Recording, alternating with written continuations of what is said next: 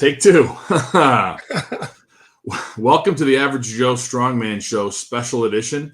I am one of your co-hosts, Mike Lohman, without my other co-host, my brother from another mother, Lee Woody. Lee is having some really heinous technical difficulty today, and so it's just me hosting with special guest. Special guest. Which way? Special guest. Here we go. Special guest. Here. Yeah, backwards. Ken McClelland, the man, the myth, the legend. Ken and I, we've co-authored a book called Mastering Strongman, which will be coming to you in January of 2024.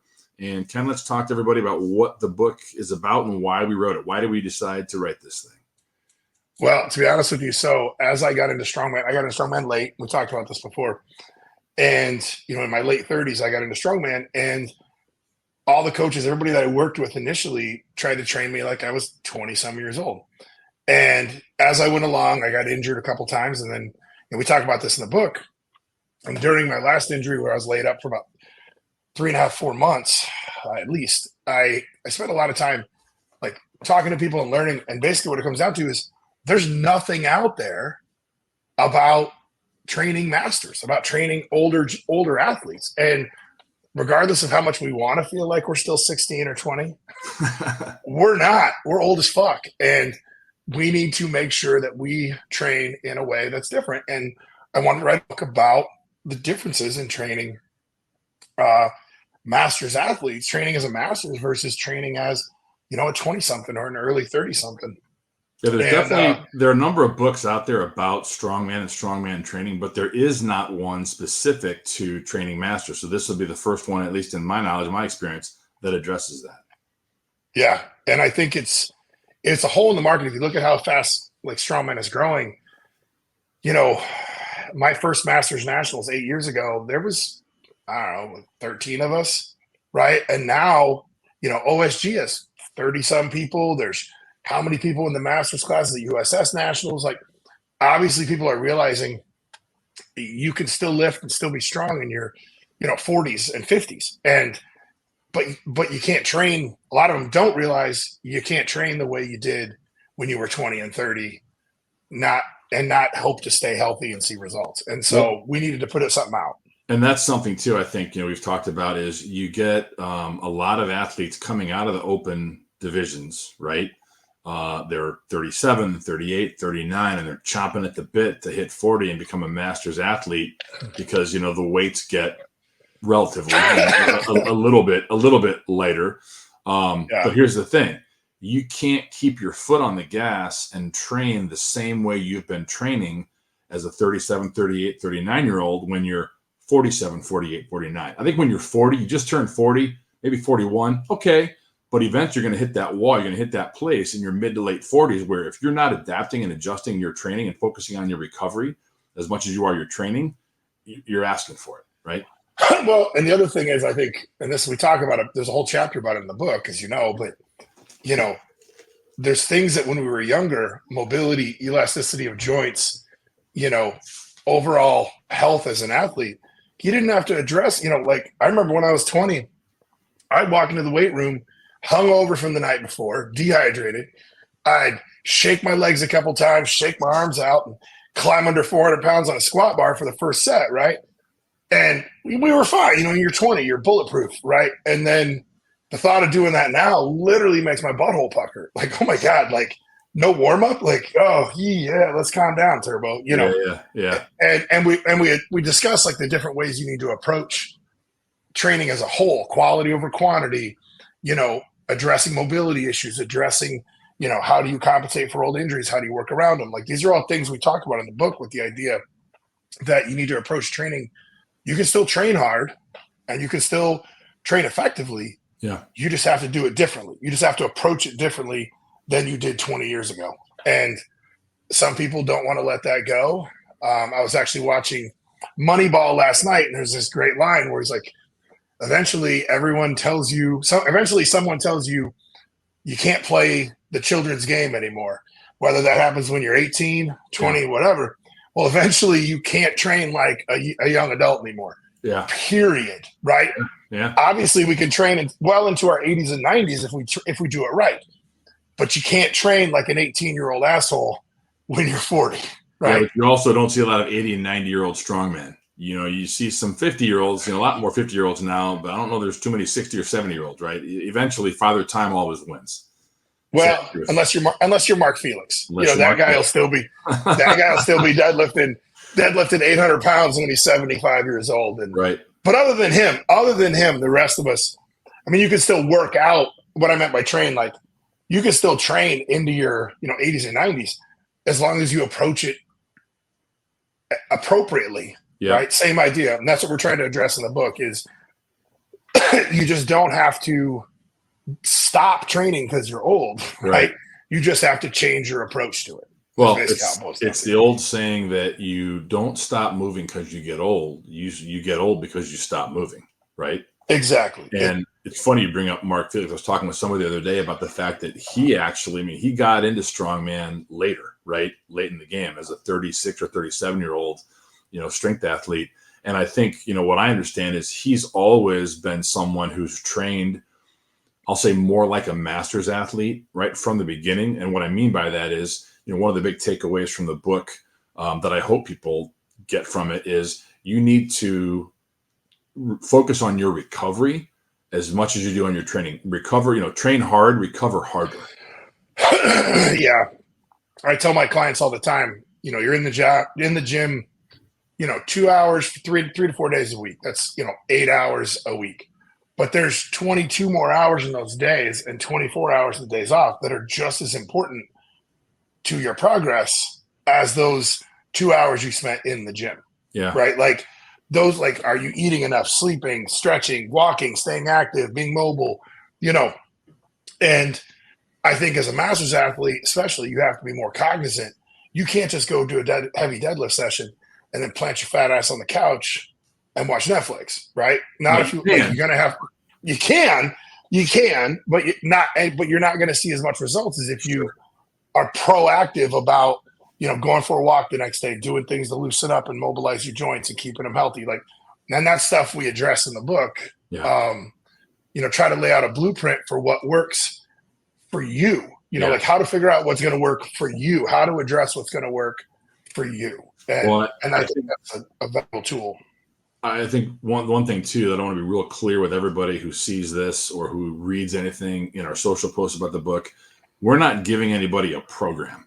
Like anybody who picks up this book and thinks they're going to get like a 12-week, program to a bigger log press or a, bigger deadlift. It's not what we're doing. So that's not in the book, right? Again, it's more about, mindset, goal setting, finding a coach, why you need a coach, recovery, proper warm-ups, rehab, prehab, those types of things. We got a whole section on gear. But if you're looking for a program, there's plenty of other other places you can go and plenty of other coaches, you should be talking to. Yeah. And then one more thing. I do feel like, go ahead. No, you can take the principles. So I think one of the things is if you read the book and understand it, you can go and just grab a 10, 12 week deadlift program and look at it and go, okay, that's too much volume for me. Based on what I learned from the book, this is how I adapt this 100%. To me, right? Yeah. And you're right. We're not trying to say like, hey, grab this book in 12 weeks from now, you'll have a heavier log press. Here's your best accessory, blah, blah, blah. It's more about giving you a roadmap so that you can learn how to do some of this stuff yourself or how to accurately pick a coach that can help you do this stuff. Yeah. Yeah. And then back to the younger athlete and younger coach thing, quite honestly, one of the big things too is more is not necessarily better, right? I'd say 9 times out of 10 with masters, less is more. Yeah. A lot of my clients, I'll send them their workouts, when they first start with me. And it might be 1 top set of deadlift and 2 back off sets. Yeah. And they're like, how am I supposed to get strong doing that? Trust me, just give it time. And then I've got one client who's 50 and she's now hitting lifetime bars. Yeah. She's stronger than she's ever been because now we're approaching things with the idea of, we only do what she can recover from. Mm-hmm. Period. End of story. We don't do more than that. We don't do more just because we can. Sure. We just do what she can recover from and go from there. Well, and one of my favorite stories, that you shared with me when we were putting this together is Coach Bano, right?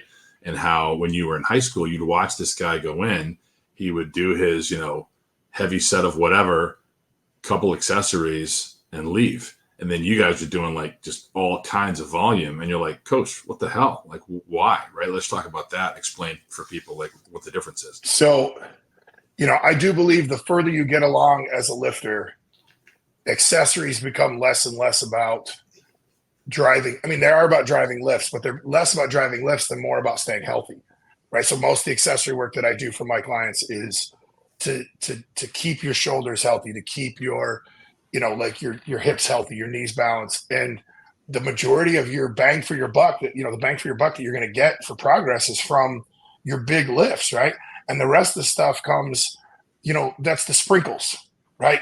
The cupcake is the big lift, right? Like, yes, can you have a dessert of just sprinkles? Yeah, yep. If you're a 9-year-old diabetic, like 9-year-old fat kid, yeah, you can eat a box of sprinkles and be fucking happy. But like, the training is your big compound lifts. Those are the cupcake.